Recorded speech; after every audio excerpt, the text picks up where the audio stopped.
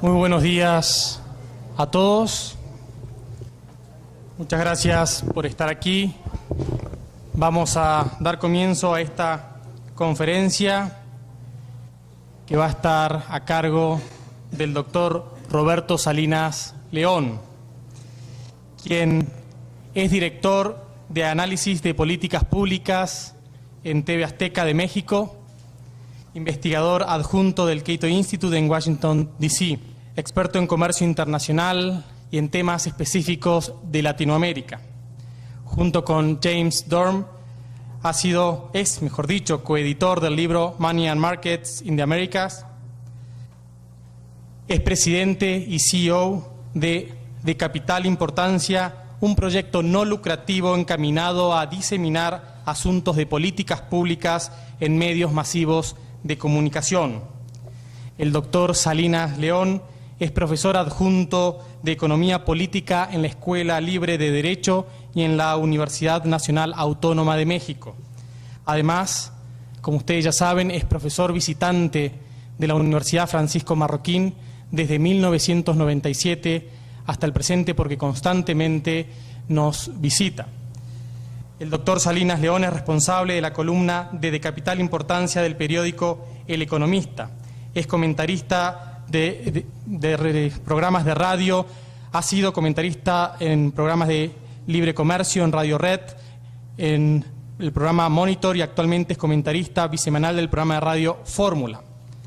Ha publicado más de 1.500 editoriales, tanto en inglés como en español, sobre política pública. Es colaborador de periódicos como The Wall Street Journal, The Dallas Morning News, The Washington Times, The Journal of Commerce, The Miami Herald y otros tantos más, incluso periódicos también aquí en Guatemala.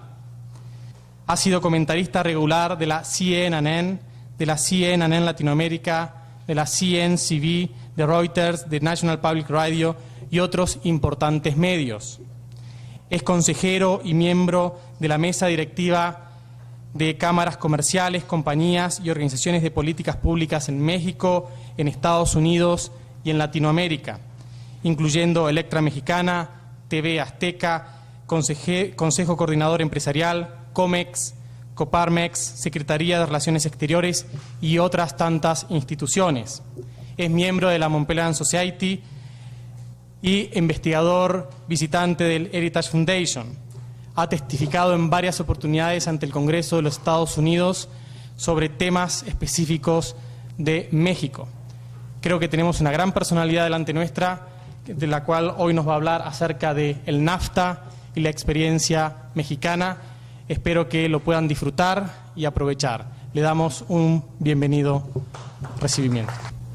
Llevo menos de 24 horas en Guatemala y hasta ahora ha sido, como siempre, una intensa, divertida y muy productiva experiencia.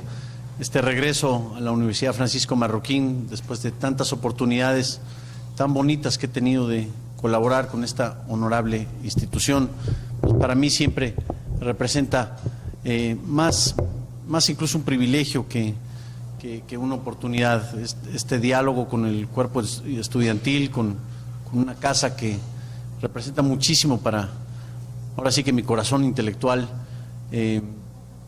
Este es verdaderamente mi segundo hogar, mi segunda casa, y son momentos muy gratos y muy bonitos. En diversas oportunidades he tenido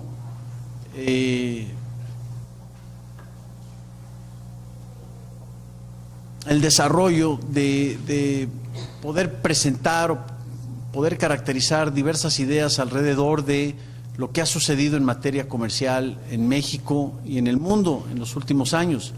Han sido momentos muy importantes y muy interesantes. Ahora, una conferencia de la naturaleza de la experiencia mexicana sobre el Tratado de Libre Comercio en América del Norte, pues para mí ya es una cuestión del pasado. Es decir, estuve muy involucrado en los debates a principios de los 90 y sobre todo después de la devaluación de México en 1994, la crisis de 1995, pero como que ya este tema ya no representa, digamos, un tema prioritario en la agenda de discusión económica o de políticas públicas en México. Hay algunos debates o hay algunas controversias derivadas del impacto en el sector agrícola quizá, o el impacto en el sector automotriz, pero no es algo que domina el debate cotidiano y el debate económico en la forma en que lo dominó a finales de la década de los 80s y a principios de la década de los 90s. Sin embargo, tengo muy presente pues, que este debate es fundamental para la discusión que se está celebrando en Guatemala y en Centroamérica en general, en virtud o en función de la viabilidad de poder llevar a cabo una asociación comercial con Estados Unidos por parte de toda la región. Y concretamente hablando, en función de la visión de las Américas, la llamada visión de las Américas, que se tiene para eventualmente conformar un área de libre comercio desde Alaska hasta Argentina. No quiero que sea una presentación, no quiero que sea una presentación enfocada a las virtudes o los vicios de, digamos, debates alrededor del multilateralismo versus el regionalismo. O sea, voy a tratar de ser un poco más pragmático en compartir con ustedes lo bueno, lo malo y lo feo del Tratado de Libre Comercio, del NAFTA, como se le conoce en el lenguaje cotidiano, del punto de vista de la experiencia mexicana, lo que esto ha representado para México.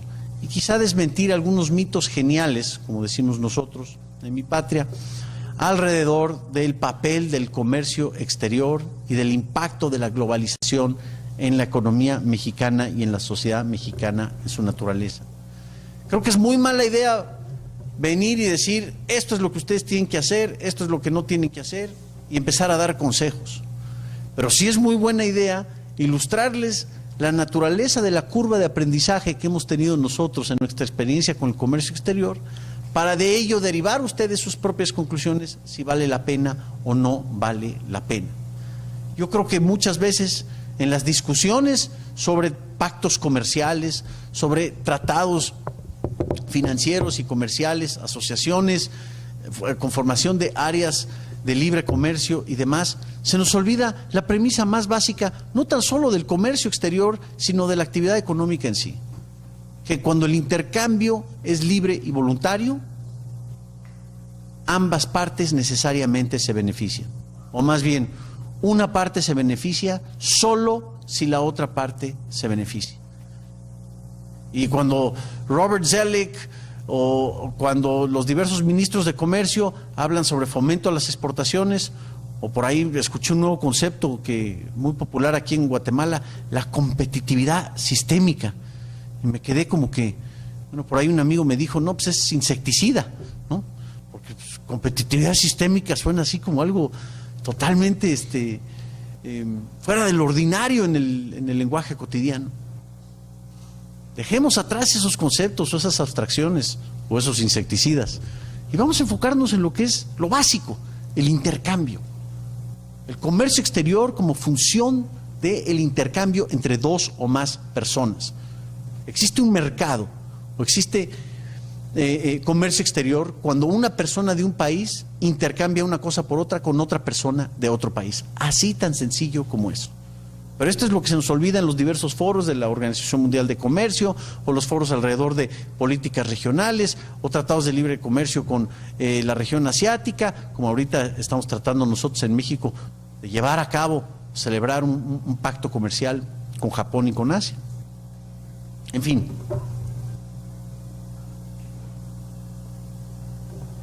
Yo creo que la iniciativa de una asociación comercial con los Estados Unidos tiene que tomar en cuenta lo que yo llamaría los tres grandes desafíos de América Latina, de cualquier nación de América Latina. Primero, en el caso concreto de México, ciertamente estos han sido muy importantes, el desafío de la estabilidad, es decir, varias regiones de América Latina han luchado muchísimos años con la oportunidad de conformar un sistema en donde lo que yo gano hoy de ingreso pueda comprar lo mismo el día de hoy, lo mismo el día de mañana que lo mismo el día de hoy. Es decir, dejar atrás los ciclos de devaluaciones, de inflaciones, de erosión del poder adquisitivo que se ha observado en Argentina, en Brasil, las crisis que hubo en Chile, ciertamente la crisis cambiaria que tuvimos en México, los problemas que tuvo Ecuador, toda la inestabilidad que ha afectado a toda la región latinoamericana. Aparentemente vamos en buen camino en términos de poder enfrentar este desafío de la estabilidad. Pero quedan dos grandes desafíos donde no hemos logrado transformar o potenciar las oportunidades de crecimiento que existen en nuestros diversos países. No las hemos logrado transformar en oportunidades reales o en riqueza real. El comercio exterior es solo una de varias herramientas que se pueden utilizar para lograr esa transformación de riqueza potencial a riqueza real, pero no es la única. Y sería un gravísimo error pensar de que un pacto comercial con los Estados Unidos, así como algunos pueden decir que es el peor vicio en el cual un país puede caer y que es el comienzo de una catástrofe, así también sería un error decir es la varita mágica que va a solucionar todos nuestros problemas. No hay panaceas, no hay soluciones instantáneas, no hay fórmulas preconcebidas que nos van a llevar de un nivel de desarrollo a otro en un instante. Es un paquete integral de cambios, es una receta integral de crecimiento sano y sostenido a largo plazo. Y esto me preocupa muchísimo porque depende las oportunidades o lograr enfrentar el desafío del crecimiento en nuestras regiones latinoamericanas, nuestros países latinoamericanos, depende del clima de inversión que se conforme en un país. Al final del día, todas las variables macroeconómicas que quieran ustedes hablar, la conformación de la balanza de pagos, la tasa de interés, la tasa de inflación, el tipo de cambio, todas estas variables económicas al final del día dependen de una sola variable, la confianza en nuestro régimen de inversión. Seguramente ustedes aquí en Guatemala han escuchado a varios analistas hablar de el mal de los capitales golondrinos, ¿no? Aquellos capitales que se supone que son golondrinos, ¿no? Son malos porque representan dinero caliente o dinero que va y viene, se lleva su rendimiento y nunca regresa, y que esto de alguna forma representa un daño para el sistema financiero y para el régimen de inversión de un país. ¿Pero qué son los capitales? De hecho, los capitales se les llama golondrinos porque son como golondrinas. En primer lugar, pueden ir y venir de un lugar del mundo con una velocidad que nunca antes habíamos visto. Ustedes son miembros de una generación muy especial,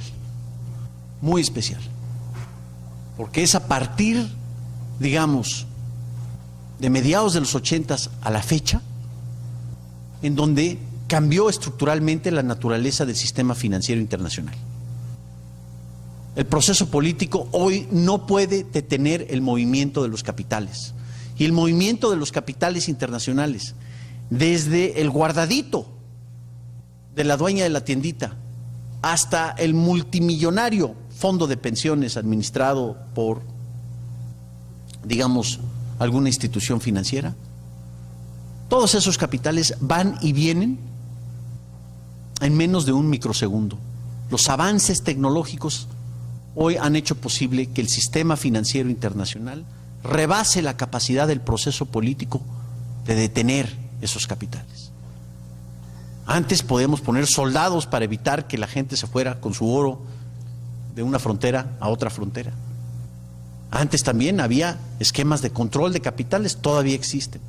Pero hoy en día esto no funciona. Si los capitales quieren entrar a una región, lo van a hacer, por las buenas o por las malas, pero lo van a hacer. Si los capitales se quieren ir de una región, lo van a hacer también, con corralitos o con corralotes, como sucedió en Argentina, lo van a hacer.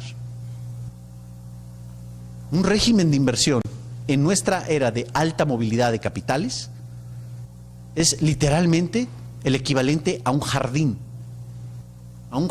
que está tratando de captar golondrinas.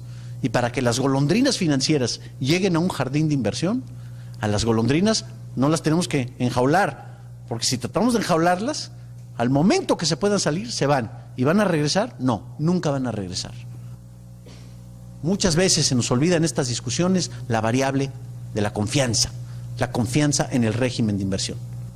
Y el comercio exterior, toda la discusión alrededor de asociaciones comerciales o de un tratado de libre comercio de Centroamérica con Estados Unidos, tiene que ser entendido como una herramienta que mejore nuestro clima de inversión, que mejore nuestro clima de donde estamos trabajando, que reduzca los costos de transacción, que haga más productiva la mano de obra, el trabajo, que no, para trabajar hay que dejar trabajar. Estas cosas que parecen tan sencillas, en gran medida, los burócratas, los políticos, los negociadores, los abogados, se les olvida cuando estamos hablando de qué tipo de arancel o cuál restricción no arancelaria va a quedar, o cuál va a ser el régimen de desgravación, o si vamos a desgravar tal o cual sector en 15 años, o en 10 años, o en 5 años, o si va a haber transferencia de tecnología, o qué vamos a hacer con nuestro régimen de inversión, qué sectores abrimos a la inversión privada, cuáles otros sectores quedan restringidos. Al final del día todo depende de la confianza. Depende de cómo poder capturar esas golondrinas financieras. Porque una golondrina, si queremos que venga a nuestro jardín, hay que apapacharla, hay que tratarla bien, hay que darle su agüita. Si la asustamos, se va a ir. Si hay una devaluación abrupta, como lo hubo en México en 1994, se van. 10,000 millones de dólares salieron en menos de 45 minutos. El 21 de diciembre de 1994. Cuando inauguramos la flotación de la moneda, por las malas, se nos acabaron las reservas. No había otra que flotar. En 45 minutos salieron 10,000 millones de dólares. ¿Por qué? Porque enviamos una señal de desconfianza a la inversión. Y así ha sucedido en Asia también. Y así ha sucedido en Argentina, ha sucedido en Brasil.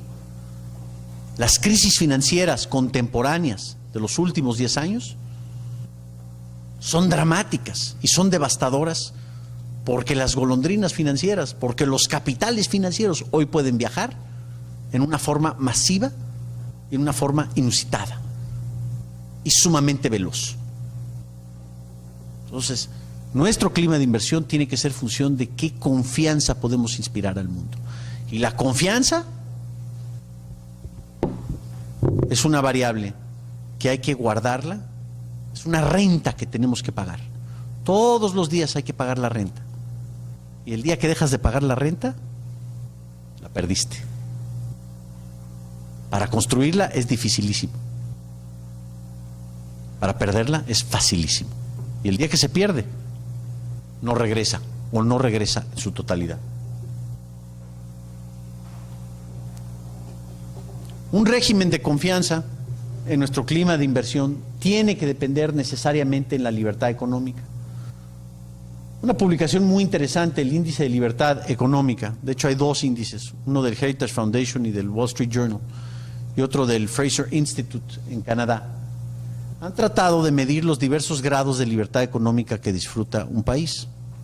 La libertad económica, ¿cómo se mide? Simplemente la libertad de poder comprar y vender dentro y fuera de nuestra frontera nacional. Y para poder vender, para poder intercambiar una cosa por otra libre y voluntariamente, necesitamos ciertas cosas, por ejemplo, derechos de propiedad, por ejemplo, una moneda estable, por ejemplo, un ambiente jurídico que permita y que facilite trabajar, no que obstaculice el intercambio. Por ejemplo, la oportunidad de comerciar con quien sea, cuando sea y a donde sea, de poder intercambiar. Bueno, independientemente de esto, hay diversas mediciones, diversas metodologías, diversas variables que se pueden utilizar, y en el caso concreto del Fraser Institute, en su índice de libertad económica, este es del 2002, pero es prácticamente, este dato no cambia para el 2003, podemos observar que aquellos países con mayores índices de libertad económica son los mismos países que tienden a disfrutar un mayor ingreso per cápita. Estas gráficas miden la relación entre libertad económica e ingreso per cápita. Y es un resultado independiente. Es decir, aunque estemos en contra de la libertad económica, si la tratamos de medir, nos vamos a encontrar con el resultado que a mayor libertad económica la tendencia va a ser mayor ingreso por habitante. Las naciones latinoamericanas se encuentran en el tercer y cuarto quintil. México se encuentra en el tercero. Muy bueno en ciertas áreas, como es comercio exterior, muy malo en ciertas otras áreas. Bueno, como ha sido el poder adquisitivo de la moneda o como ha sido el ambiente regulatorio interno. Ahora, o visto desde esta perspectiva, el comercio exterior o la liberación del comercio exterior es solo una de varias condiciones que se tienen que cumplir para poder lograr un régimen de mayor libertad económica. A mayor libertad económica, mayor ingreso per cápita. ¿Por qué? Porque existe una mayor confianza de poder intercambiar una cosa por otra libre y voluntariamente. Mucho se habla de que el comercio exterior es una herramienta para incrementar nuestra competitividad.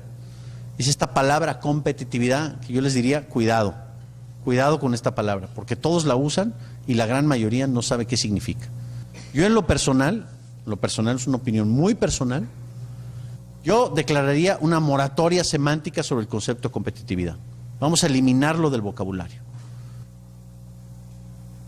Un país no es una empresa, no es competencia de Guatemala contra Estados Unidos, así como Coca-Cola contra Pepsi. No, es intercambio de bienes y servicios. Las reglas del juego para intercambiar bienes y servicios. Van a ver un poco más adelante, una de las peores falacias alrededor del comercio exterior y de los debates del comercio exterior es quién tiene déficit y quién tiene superávit. ¿Quién tiene déficit comercial y quién tiene superávit comercial?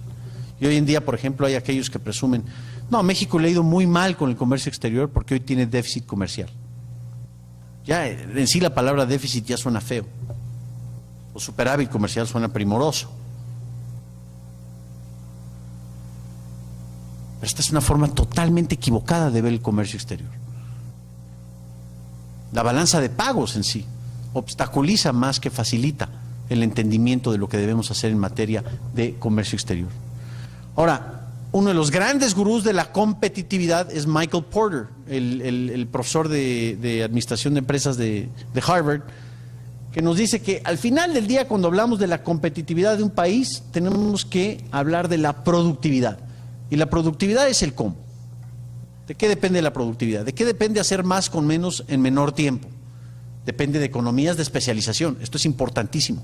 Para que un país, para que sus empresas, para que sus personas puedan hacer más con menos en menor tiempo y con ello incrementar su ingreso, necesita derivar economías de especialización. También necesita capturar economías de escala. ¿Sí? Pero la especialización, incluso James Buchanan recientemente ha argumentado, la especialización es todavía más importante que el concepto de ventajas comparativas para entender el funcionamiento del comercio exterior. También la inversión en tecnología. O sea, un país no puede progresar si no invierte una buena cantidad de su recurso en tecnología. Y quizá lo más importante de todo, como nos han enseñado economistas como Gary Becker, la inversión en capital humano. O sea, en el músculo más importante del cuerpo humano, que es el cerebro. Esta inversión en capital humano es fundamental para fomentar economías de especialización, para poder celebrar esta inversión en tecnología y al final del día todo esto es lo que nos va a lograr dar un ambiente en donde podamos hacer más con menos en menor tiempo y olvidarnos de la competitividad, porque al final del día un país es competitivo en función de su productividad de la mano de obra, en servicios, en manufactura, en sectores intensivos en mano de obra, en sectores intensivos en capital, en toda la economía en su conjunto. Pero el mismo Porter, y él incluso creo que lo subestima, habla de que no se puede llevar a cabo nada de esto si no tenemos ese famoso clima de confianza, esa variable que todos entendemos, la confianza. Ahora, ¿cuáles han sido las causas y las consecuencias del Tratado de Libre Comercio con América del Norte? De hecho, no es un tratado de libre comercio, es un tratado de comercio más libre. Y es importante esa distinción. Aquí le dicen que es un tratado de comercio dirigido. Pues sí, de alguna forma lo es. El Tratado de Libre Comercio es un tratadote de este tamaño. Son 7,000 páginas. Porque había 7,000 productos que desgravar también, ¿no? El libre comercio pues debería ser en ese sentido espontáneo. Para que haya libre comercio, pues un país no necesita firmar un tratado, necesita quitar sus barreras. Ya si los otros las quitan de otros países, ya es muy su rollo, ¿no? Pero yo, por el hecho de intercambiar, yo como persona, intercambiar una cosa por otra, pues no voy a poner una barrera al intercambio que quiera yo celebrar con alguna otra persona. Igual pasa con los países. Esa es otra falacia. El comercio es entre personas, no entre países. No podemos ver la balanza de pagos guatemalteca versus la balanza de pagos estadounidense. Es más bien lo que están comerciando los guatemaltecos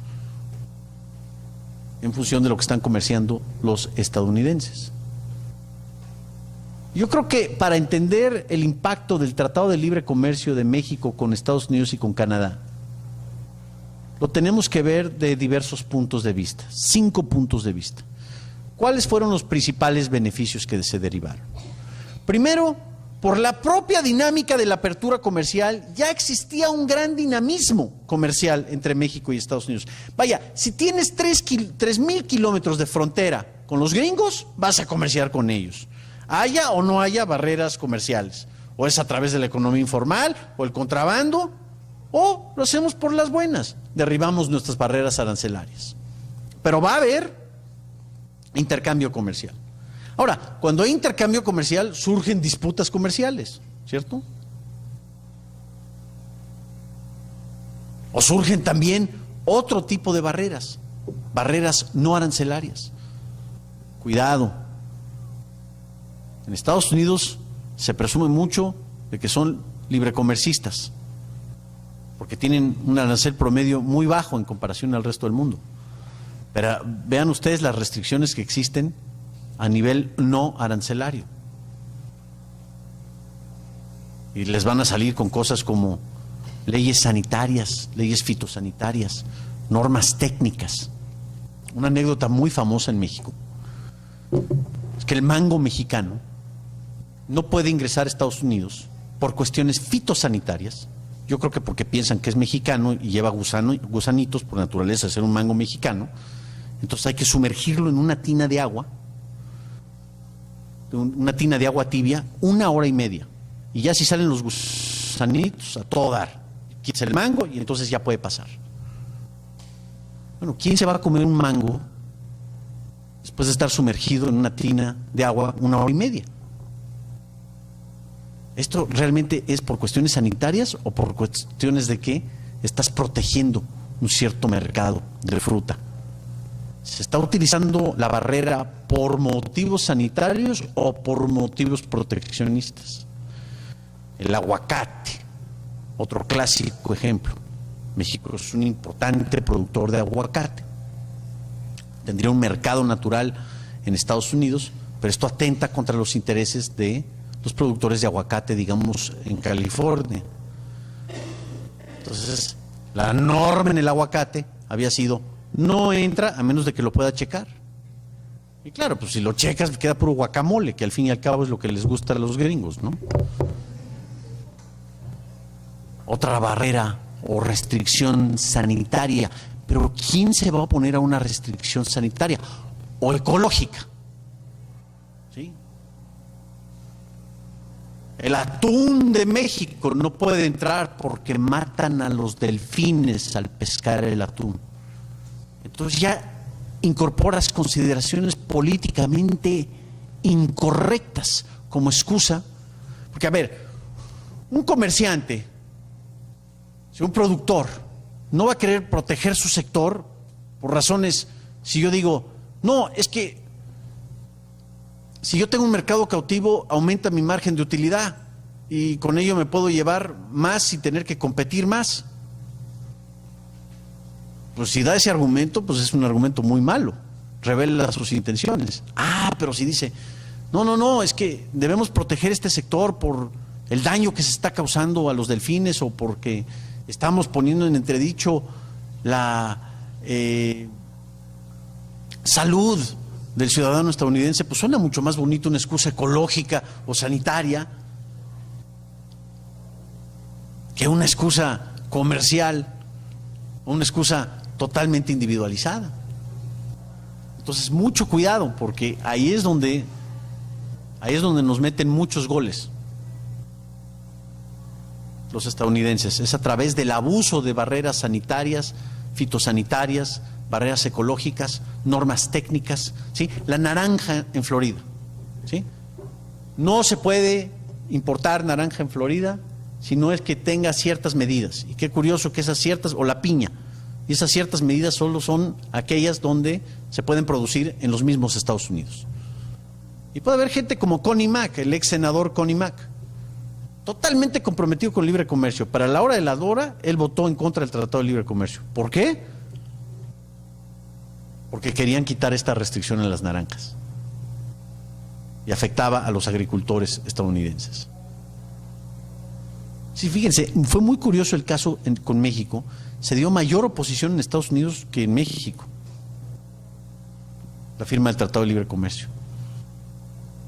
La gran figura ahí, no sé si se acuerdan o lo tienen ubicado, fue Ross Perot, el chaparrito multimillonario tejano, ¿sí? Que tuvo un debate incluso con el vicepresidente Al Gore en ese momento sobre los beneficios del Tratado de Libre Comercio o los pros y contras del Tratado de Libre Comercio. Y él hablaba de que iba a haber un great sucking sound, ¿no? Que todos los empleos se iban a ir de Estados Unidos a México por la mano de obra barata, ¿sí? Y que esto iba a devastar toda la planta productiva en el sector manufacturero de los Estados Unidos. Y por ahí dijo un subsecretario de Comercio nuestro, bueno, pues sucking sounds are for suckers, ¿no? Este señor hablaba con una xenofobia impresionante, prácticamente un odio a todo lo que no fuera, con un nativismo local que reflejaba un desprecio por todo lo que no fuera particularmente tejano o estadounidense. En fin, parte del beneficio de un tratado de libre comercio es que se igualan las condiciones jurídicas. Cuando hay una controversia, cuando hay una disputa comercial, se puede recurrir a un esquema de reglas del juego que ya no depende de los Estados Unidos o de Canadá, sino que en el caso del Tratado de Libre Comercio, del NAFTA, es trilateral. Es un mecanismo de resolución de disputas. Y este mecanismo trilateral representa una oportunidad para todas las partes involucradas de decidir la disputa comercial en una forma en que sea justa y equitativa, neutral. Una disputa comercial que se decide en Estados Unidos, de cada 100 casos que se presentan ante el USTR, 97, adivinen quién los gana. Los gringos. ¿Por qué? Porque la naturaleza del sistema está hecha de tal suerte que las reglas van a favorecer a la parte local. En este sentido, el mecanismo de resolución de disputas, fíjense, esto va más allá del comercio exterior, ¿eh? Es un beneficio jurídico. El mecanismo de resolución de disputas implica que podemos empezar a decir, oye, todo lo que no puedes exportar o vender de Guatemala a Estados Unidos o de Centroamérica a Estados Unidos por cuestiones sanitarias o fitosanitarias o ecológicas, si pensemos nosotros que tenemos un buen argumento, podemos recurrir a la Corte, podemos recurrir al mecanismo, y el mecanismo está arriba de la ley de todos los países involucrados, y es un panel de arbitraje neutral el que decide la disputa comercial. Si ustedes le preguntan a los canadienses qué piensan del Tratado de Libre Comercio que firmaron con Estados Unidos desde 1988 a la fecha, el gran beneficio para ellos ha sido que la disputa comercial ahora se resuelve en territorio neutral y no en territorio local, porque antes invariablemente perdían las disputas comerciales en cuestiones como antidumping, penas compensatorias. Ahora tenemos un arancel, prohibitivo arancel de acero, que la administración Bush también ha presumido muchísimo. favorecer el libre comercio, pero ha sido una de las administraciones más proteccionistas en años recientes. Así que el hecho de igualar las reglas del juego a un nivel en donde todos participamos como iguales, ¿sí?, ha sido un beneficio importantísimo del Tratado de Libre Comercio. Y al hacer eso, estás reduciendo el costo de transacción. Es decir, al contar con reglas del juego que son iguales para todos, independientemente de que allá económicamente son mucho más grandes, la economía de México es el equivalente al estado de Florida. Es decir, el área metropolitana de Chicago es más grande en términos económicos que todo México. Vaya, dicho de otra forma, 18 millones de mexicanos que viven en los Estados Unidos producen más ingreso que 100 millones de mexicanos que viven al sur de la frontera. Y seguramente un concepto que ya ha surgido en los debates aquí en Guatemala ha sido la enorme asimetría económica. Es otro insecticida como competitividad sistémica, las asimetrías económicas. Bueno, sí, ya lo sabemos. Ellos son más ricos que nosotros, ¿ok? ¿Quién se va a beneficiar más del intercambio comercial? ¿Ellos o nosotros? Mucha gente piensa, no, es que ellos se van a llevar más del pastel. Eso es no entender que el intercambio libre y voluntario entre dos o más personas es un acto en donde ambas partes necesariamente se benefician. ¿Sí? Miren lo que ha pasado con el nivel de compraventa de México con Estados Unidos y Canadá de 1994 a la fecha. Yo testifiqué ante el Congreso de Estados Unidos en 1991 a favor del Tratado de Libre Comercio. Y en ese entonces presumía que México tenía un nivel de exportaciones y de importaciones cercano a los 22,000 millones de dólares anuales. 22,000 o 25,000 millones de dólares anuales en ese entonces. Que gracias a la apertura comercial hoy estamos exportando 22,000 millones de dólares anuales en bienes y servicios. Esa cantidad ahora es mensual. Si simplemente con quitar los impuestos al comercio exterior, hoy en día lo que era una cifra anual se ha convertido en una cifra, yo la presumía en ese entonces, en 1991. 12 años después podemos decir que es una cantidad mensual, y eso a pesar de los enormes altibajos que hemos tenido. Aquí tienen el impacto de la recesión estadounidense en el comercio exterior mexicano. O sea, estamos vendiendo muchísimo más de lo que vendíamos en el pasado y estamos comprando muchísimo más de lo que comprábamos en el pasado.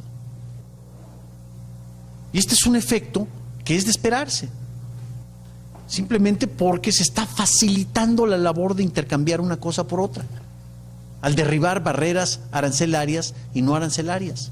Y sí, es quizá comercio más libre y no libre comercio. Quedan algunas barreras, quedan cosas nocivas como reglas de origen, que son mecanismos de proteccionismo regional, o reglas de contenido regional y de contenido natural. Eso me imagino quiere decir que ya pasamos a preguntas y respuestas. Otra cosa muy importante y que es muy importante para economías emergentes es que al poder acceder a un mercado más grande, podemos capturar economías de escala. En vez de producir, digamos, 1,000 pantalones, ahora podemos producir 100,000 pantalones. Mis costos automáticamente se me abaratan. Podemos también celebrar economías de especialización. Podemos tener el beneficio de importar tecnología de una forma que es mucho más costeable y más barata, más eficiente de lo que era en el pasado, sin la barrera arancelaria o la barrera no arancelaria. Antes de celebrar el Tratado de Libre Comercio con los Estados Unidos, o antes incluso de la apertura comercial, 80% de lo que México vendía al exterior era petróleo. Entonces bajaban los precios del petróleo y bolas, se nos venía una crisis, igual que lo tiene Venezuela hoy en día. Suben los precios del petróleo, hay un boom petrolero, pero todo dependía de los altibajos del mercado de petróleo. Y esto es muy sano, es muy poco sano. Es depender de una sola canasta, meter todos los huevos en una canasta. O véanle desde el punto de vista personal. Si ustedes tienen una cantidad que quieren invertir, ¿qué van a hacer? ¿La van a apostarle todo, digamos, a las acciones de Yahoo o a un bono brasileño? No, van a querer diversificar la cartera. Un poquito aquí, un poquito allá, y así estás diversificando el riesgo. Hoy en día, después del Tratado de Libre Comercio, la venta petrolera representa menos del 6% de la venta total de productos de México al exterior. Y no es ninguna cifra mágica, es simplemente que se han diversificado. Ahora, además de petróleo, vendemos refrigeradores, vendemos computadoras, ¿sí? Podemos vender algunas frutas, legumbres, flores. Se pueden vender otras cosas. Y también se pueden comprar otras cosas. O sea, aquí le ha ido bien al productor y aquí le ha ido bien al consumidor. Esto es lo que esta gráfica refleja. La explosión del comercio exterior. Hoy, la proporción de productos que son transables o comerciables en México representa 65-66% de la actividad económica en su conjunto. Y eso habla de la integración comercial. Ahora ya no son 3 economías, ahora ya es realmente una economía que se empieza a regionalizar o especializar. Entonces tenemos el mercado de California y Baja California, o tenemos el mercado de Texas y de Sonora, o tenemos el mercado del Caribe. Ya se empiezan a focalizar. Es el mismo fenómeno de regionalización, de globalización a nivel regional, regionalización. Al poder capturar economías de especialización y economías de escala, esto aumenta la competitividad de nuestra economía, o sea, la productividad de nuestra mano de obra. ¿Por qué? Porque puedo hacer más con menos en menor tiempo. También, al tener reglas del juego que ya son trilaterales y no tan fáciles de cambiar, pues esto inspira un clima de inversión más rentable. Es decir, ya hay mayor disposición para apostarle a México antes de lo que había sin este orden, sin este nuevo orden jurídico. Y esta es la tesis llamada The Golden Straitjacket, es decir, la camisa de fuerza de oro. No estoy seguro que esta tesis sea 100% válida, pero sí hay un ingrediente importante. Al abrir tus fronteras, automáticamente estás comerciando bienes, estás intercambiando bienes y servicios con otros países. Automáticamente, esto implica que tus propias reglas del juego interno tienen que cambiar. Digamos, tienes que acoplarte a lo que te pide la norma internacional. Y si la norma internacional te presiona y te dice, mira, tu institución política es corrupta, es ineficiente, tienes que celebrar una mayor apertura política. No es ninguna coincidencia que las dictaduras de hoy en día son también economías que son cerradas en su comercio exterior. Cuando los bienes cruzan fronteras, también las ideas cruzan fronteras. Corea del Norte, por ejemplo, incluso Cuba. ¿Por qué en Cuba se ha logrado penetrar una cierta posición de ideas, una cierta competencia de ideas?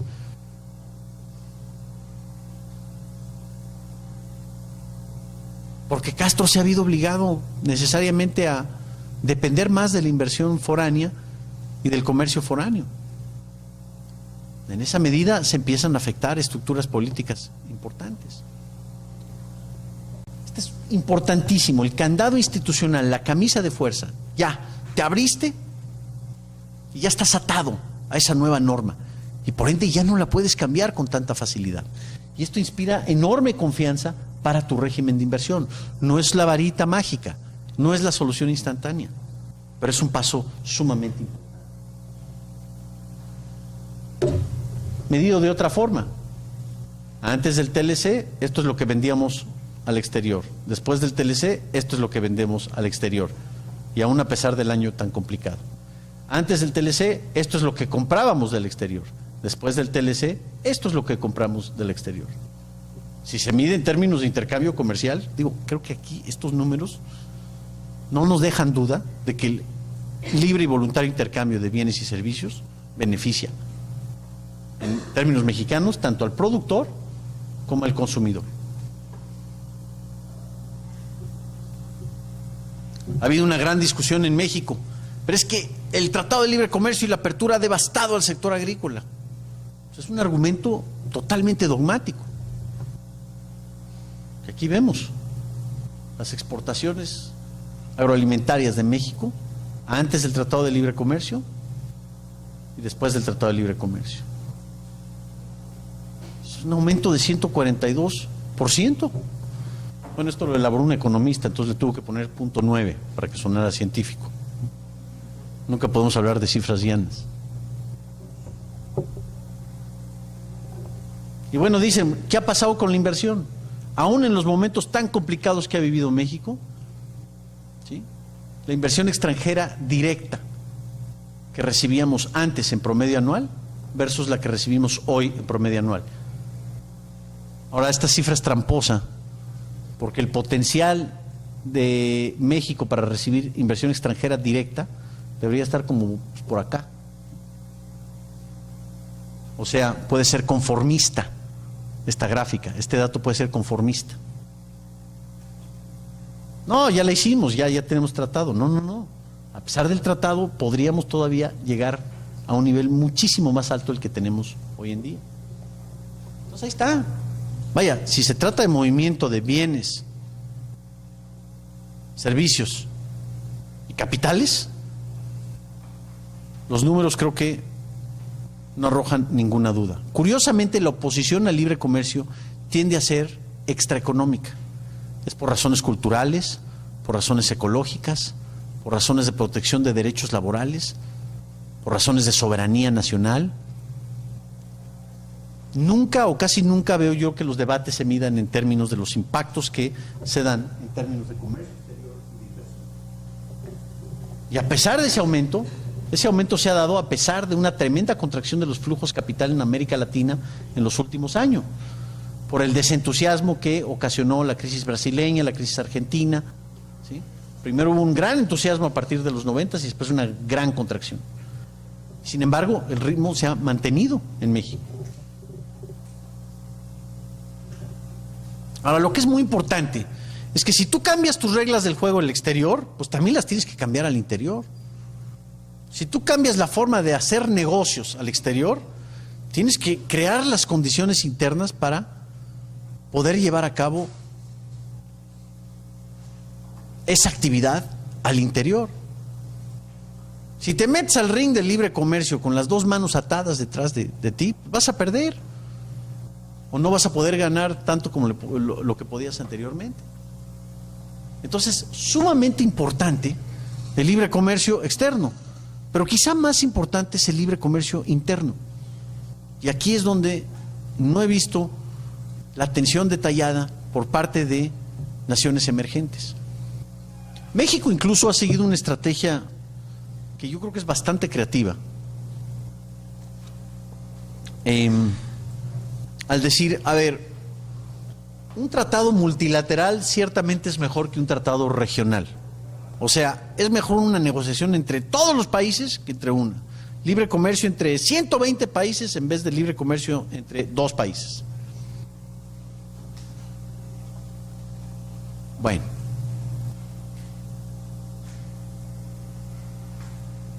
Pero ustedes pónganse a tratar de negociar con 120 países y tienen el fracaso de lo que acaba de ser la ronda de Cancún.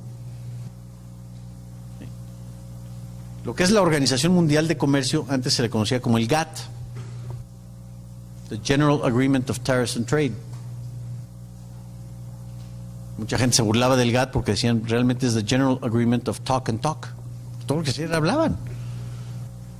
Rondas aquí, viajes allá y reuniones ministeriales por todos lados, y no llegaban ni siquiera al más mínimo acuerdo de reducir subsidios agrícolas o de quitar normas, barreras arancelarias. Se dieron ciertos avances. Y el crecimiento del comercio en los últimos 50 años creo que es 3 o 4 veces superior al crecimiento de la economía mundial en su conjunto. Es decir, sí ha habido algún avance en ese sentido. Pero toma muchísimo tiempo y muchísimo esfuerzo. Te puedes pasar 15 años y no pasa nada. a nivel multilateral. Entonces, México, para enfrentar este dilema, lo que hizo es, a ver, yo quiero abrir mis fronteras. Primero, una liberalización unilateral, que fue lo que hizo en 1986. O sea, paso de ser una economía cerrada a una economía abierta. Masiva desregulación de aranceles y de restricciones no arancelarias. Segundo paso, voy a firmar tratados de libre comercio que son mucho más rápidos de negociar. Pero para protegerme de que no se vuelvan fortalezas o que no me concentre yo en solo una entidad, voy a hacerlo al norte de la frontera, que es mi socio comercial más importante, por la naturaleza del destino, porque Dios dispuso que así es la geografía del mundo y bueno, para bien o para mal, ¿sí? Como decía Porfirio Díaz, tan lejos de México, tan lejos de Dios y tan cerca de Estados Unidos, ¿no? Bueno, pues así nos tocó. Ahora, ¿lo podemos aprovechar? ¿Podemos aprovechar esa situación para nuestro beneficio? Yo me imagino, ¿qué haría Corea del Sur, que tiene un vecino bastante hostil al norte de su frontera, ¿sí? Si tuviera nada más un cachito de lo que tiene México con Estados Unidos?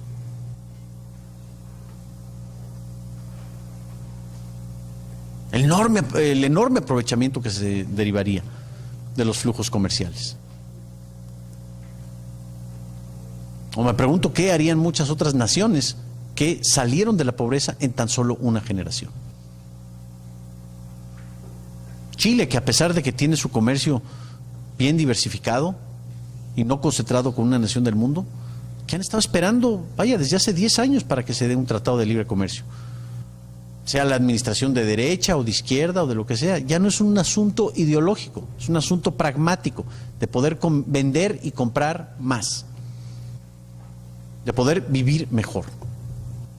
Bueno, pero el asunto es entonces que es muy importante, sí, abrir las fronteras, pero más importante aún es cambiar las reglas del juego interna para que puedas tú acoplarte a la nueva condición externa. Y en el caso de México, lamento que no se ha dado. O sea, en términos de libertad económica, incluso hemos disminuido. Hoy estamos en el lugar 69 creo que es de 120 y tantos países. Y el último reporte de la competitividad, que mide diversas variables de el costo de hacer negocios, el costo de invertir en México, también nos hemos desplomado de un nivel 16 a un nivel 43. Que vaya, quizá no estamos tan mal como Venezuela en ambos reportes, pero podríamos estar ciertamente mucho mejor. ¿Sí? El libre comercio o el comercio exterior no ha sido suficiente para elevarnos en esas categorías. Esta gráfica es muy reveladora y puede ser un instrumento de aprendizaje importante para Centroamérica. Esta gráfica mide la productividad laboral en el sector manufacturero de México desde que inició la apertura comercial a la fecha. Aquí tenemos el impacto de la apertura comercial, vean nada más. Pero aquí se agota el dinamismo de la apertura comercial y no se complementa con las reformas internas en energía, en petróleo, en electricidad, en reforma laboral, en nuestro sistema impositivo, en la estabilización de la moneda. O sea, queremos ser de las ligas mayores, pero seguimos todavía en el siglo XII, digamos en materia eléctrica, por ejemplo. Entonces, ¿qué ha pasado? Aquí tenemos el efecto en la productividad laboral, el efecto de la devaluación de 1994. Después vuelve a subir y vuelve a bajar. Aquí tuvimos la crisis rusa, y aquí tuvimos la crisis asiática, y después el efecto samba, y el efecto tango, y el efecto vodka, y toda la borrachera financiera internacional, ¿no?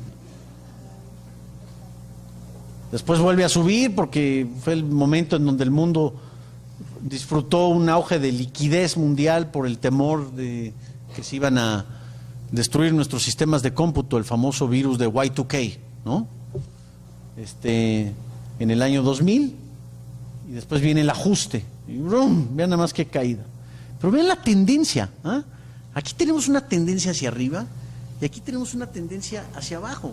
Estos son momentos cíclicos, pero la tendencia secular, la tendencia estructural a largo plazo es hacia una baja productividad. Y esto todo a pesar de que tenemos ya la frontera abierta. Aquí hay un reflejo de que hay algo interno que no está funcionando, que no nos está permitiendo hacer más con menos en menor tiempo, o que está concentrando la actividad económica rentable en un sector, por ejemplo, las exportaciones o las importaciones. Pero todo lo demás se está quedando al margen. Y esto quiere decir, o esto es un reflejo de que no se han cambiado las reglas internas. Podríamos llamar la segunda ola de reformas estructurales, lo que Moisés Naim y Andrés Velasco llaman la necesidad de una segunda ola de reformas estructurales en América Latina. Reforma fiscal, apertura en energía y electricidad, en el caso de México. Vaya, otra vez, para trabajar hay que dejar trabajar. Entonces, si yo quiero comerciar al exterior, pero tengo que dedicar 30% de mi tiempo a llenar trámites y hablar con mi contador y a tener que contratar despachos de abogados, se generan altísimos costos de oportunidad que no me permiten utilizar ese tiempo para poder colocar más venta en el exterior o en el interior. La mayor flexibilidad laboral, un problema endémico en toda América Latina. Y derechos de propiedad, la certidumbre alrededor de los derechos de propiedad. Aquí hay otra grafiquita que me robé de Vancomer en México, que mide la protección de derechos de propiedad en todo un universo de países. Y la tendencia es clarísima aquí. La tendencia es a menor protección de derechos de propiedad en los países, menor ingreso por habitante. Ahí está México otra vez, dentro de la mediocridad. Sí. Un complemento de una reforma interna a los derechos de la propiedad nos ubicaría aquí. O sea, el libre comercio es una condición necesaria, pero no suficiente para lograr el progreso económico. Y el libre comercio lo van a aprovechar un 50, un 60 o un 70% en ausencia de los cambios internos, ya sea en derechos de propiedad o en el marco regulatorio interno. Y esta es quizá la lección más importante que podemos observar del caso mexicano en los últimos 10 años. Rápidamente hablemos de los mitos geniales, es decir, de los focos rojos, de lo que tenemos que ver. Seguramente en los debates se va a hablar mucho de la balanza de pagos y de que Guatemala o Centroamérica puede generar un déficit comercial con los Estados Unidos. ¿Okay? ¿Saben cuál es la forma más rápida de generar un superávit? ¿Quién está de acuerdo aquí que debemos tener déficit o superávit? ¿Sí? ¿Quién le gustaría ver un superávit comercial con los Estados Unidos? ¿O un déficit comercial? Nadie. Indecisos. Mucha gente piensa, pues un superávit. La mejor forma de generar un superávit comercial, o sea, de que exportes muchísimo más de lo que importes, es destroza tu economía interna. Todo lo que antes vendías internamente, ahora lo vas a tener que vender externamente. El último año que México tuvo superávit comercial fue la crisis del 95. El año pasado Argentina tuvo un superávit comercial bestial. ¿Por qué? Porque no puede comprar, la economía está despedazada, no puedes comprar, ¿sí? Y todo lo que antes estabas vendiendo internamente, ahora lo tienes que vender al exterior. Ah, pues así que fácil. Mucha gente piensa que la finalidad del comercio exterior es exportar y que las exportaciones son el motor más importante de la actividad económica y que por eso debemos impulsar el libre comercio. No, olvídense de la balanza de pagos o del hecho que las exportaciones son prioritarias. Las exportaciones son una actividad necesaria para poder mejorar nuestro nivel de vida. ¿Y cómo mejoramos nuestro nivel de vida desde el punto de vista económico? Comprando. Fíjense qué curioso, la finalidad del comercio no es exportar, es importar. Pero hoy las importaciones, bueno, son peor que Satán. ¿No? Nunca vayan ustedes a defender digamos, en lo que es el mainstream, ¿no? En una discusión. No, es que nos va a ir mejor porque vamos a poder importar más. Entonces, cuidado con el mito de la balanza de pagos. También la reciprocidad negativa. Si allá nos ponen un arancel, entonces acá les debemos de poner un arancel. Si allá están subsidiando tal o cual producto, entonces acá tenemos que subsidiar tal o cual producto. Si allá nos dan una patada, nosotros tenemos que corresponderles con una patada. Esto al final del día lo que está dañando es al consumidor local. Nos estamos haciendo daño a nosotros mismos, por razones políticas, por razones de comercio justo, que es una de las grandes contradicciones de términos. El comercio por naturaleza, repito, una parte se beneficia si otra se beneficia, implica ya un contrato subterráneo. Si quieren dejamos estos para la pregunta y respuestas, pero hay una gran tentación en América Latina de decir que debemos abaratar nuestra moneda local para poder lograr una mayor competitividad de las exportaciones. Y este es un mito que han vendido los exportadores, que implica una disminución del salario real de trabajadores para aumentar no la competitividad del producto. Vaya, Grupo Modelo en México exporta una gran cantidad de cerveza, la Corona, que es muy famosa, hay otras cervezas, 2X, Victoria, que se exportan, y muy buenas. Pues el sabor de una Corona no va a aumentar si el tipo de cambio se deprecia un 10% o un 15%. Es decir, la calidad del producto no va, y el precio del producto no van a aumentar o disminuir. Lo que sí va a aumentar es el margen de utilidad, porque mi costo de mano de obra se me va a disminuir. Y ahí lo que tenemos es simplemente una transferencia de recursos del sector que gana en moneda local al sector que gana en divisa foránea. Nunca se ha visto un caso en donde un país se fortalezca con una moneda débil, pero el concepto de una devaluación competitiva, y aquí es un pleito eterno con los economistas de Merrill Lynch y los analistas de Goldman Sachs, y vaya, todo lo que es el mainstream internacional, de que debemos, hoy en día Jon Snow, el secretario del Tesoro de Estados Unidos, ¿sí?, dice que va a fortalecer el dinamismo económico de los Estados Unidos devaluando el dólar. ¿Sí? Vamos a hacer que el cuerpo económico sea más fuerte quitándole sangre, porque así desaparecen los números rojos y ya no tenemos un déficit en la balanza de pagos. Mucho cuidado con estas discusiones. Al final del día, como diría Ruth Richardson, lo dijo precisamente en este mismo foro, la que fue ministro de Finanzas de Nueva Zelanda, cuando hablamos del progreso, la prosperidad de un país, necesitamos un sentido de urgencia. Sí, sobre lograr una economía más abierta, una economía competitiva, pero tiene que ser parte de todo un cuadro. Este concepto es maravilloso que nos explica Ruth Richardson. Si esto no viene acompañado de una reforma del Estado donde haya mayor transparencia presupuestal, por ejemplo, o de bajas restricciones regulatorias, es como que estás saneando parte del cuerpo, pero desprotegiste la otra parte. Si logras estabilidad de precios, pero no tienes responsabilidad fiscal o mercados laborales flexibles, estás poniéndole demasiado peso a un área de la política económica, ¿sí?, concentrando demasiado peso sobre eso. ¿Y qué pasa al final del día? ¿Qué pasa con, digamos, un cuerpo humano que de repente cae en la obesidad? El corazón, de alguna forma u otra, tiene que dar en determinado momento. Es el todo lo que importa. Y el libre comercio es importantísimo. Quizá de las más importantes, si no la más importante. Pero no podemos quitarle el ojo a todo lo demás.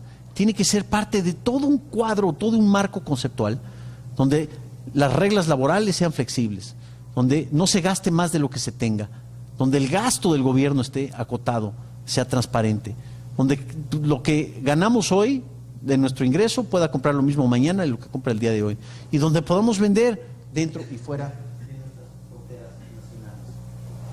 Es todo el cuadro en general lo que nos va a permitir transformar la enorme potencia económica, la enorme potencialidad económica en riqueza que verdaderamente beneficia a todos nosotros, en riqueza real, en poder adquisitivo, en lograr y crear oportunidades que nos permitan vivir mejor. Bueno, con eso doy terminada la presentación. Quizá pasamos a un periodo de preguntas y respuestas. ¿Qué opina usted en el caso, por ejemplo, de Estados Unidos, de las grandes sumas de subsidios que otorgan a ciertos sectores, como por ejemplo la agricultura, y a la hora de entrar en un comercio libre con el tema de la comercio? Bueno, creo que se están perjudicando a ellos mismos. O sea, están beneficiando al productor agrícola norteamericano a costas del consumidor general. ¿Sí? El hecho de que ellos estén subsidiando sus productos. Ahí es ver el libre comercio en función de una competencia entre productores. Ciertamente es una medida, una barrera desleal que te pone artificialmente con una ventaja competitiva. ¿Pero a costa de qué? A costa de que tienes que quitarle recursos a otra parte de la sociedad, ¿sí? Para subsidiarlos a ellos mismos, ¿sí? Y al final del día puedes acabar produciendo café norteamericano subsidiado, y el café guatemalteco no puede competir en igualdad de circunstancias, quizá no pueda competir en igualdad de circunstancias, pero que últimamente se está perjudicando es el consumidor, que no tiene el mejor producto al menor precio, o no tiene la balanza del mejor producto al menor precio posible, por el hecho de que existe esta distorsión de un subsidio agrícola a determinado sector. Entonces, sí estás compitiendo en desigualdad de oportunidades, pero es algo donde, créemelo, se están perjudicando ellos igual o más de lo que te están perjudicando a ti a nivel de competencia. La idea, por supuesto, de estas asociaciones comerciales es quitar o es nivelarlo, ¿sí? De que no entres en esas desventajas, pero sería un error decir, bueno, si tú estás subsidiando, entonces yo también voy a subsidiar. Ahí caes en la falacia de la reciprocidad negativa. Últimamente se trata de hacer más con menos en menor tiempo, pero de que la finalidad del comercio es comprar, es consumir. Es un tema muy complicado y ciertamente ha sido tema de gran discusión, pero mira, yo ya te enseñé un caso real, el caso mexicano. Nosotros también nos enfrentamos contra toda clase de subsidios, toda clase de mañas y cochinadas gringas, ¿sí? Y aún así estamos exportando 142% más de lo que exportábamos antes, ¿sí? Bueno, muchas gracias, jóvenes.